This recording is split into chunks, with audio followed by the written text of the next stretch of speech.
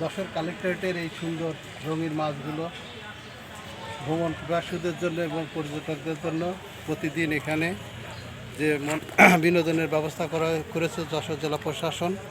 এখানে প্রচুর পরিমাণে প্রতিদিন সকাল থেকে রাত অবধি পর্যন্ত মানুষ আসে, শিশুরা আসে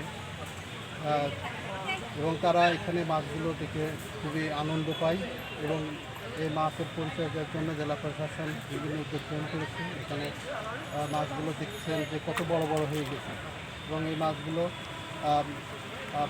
প্রতি বছরে আরও বৃদ্ধি পাচ্ছে এবং এই পুকুরটা একসময় পরিত্যক্ত করছে, কিন্তু এর আগে জেলা প্রশাসক কমিটির স্যার উনি এই পুকুরটাকে পদ্ম পুকুর এবং রঙিন মাছের পুকুরে পরিণত করেছিল। এই সাইডে পুরো পুকুরটা পদ্ম ফুলে ভাত হচ্ছিল, পরবর্তীতে পদ্ম ফুলগুলো তুলে ফেলা হয়েছে, কিন্তু রঙিন মাছগুলো রয়েছে।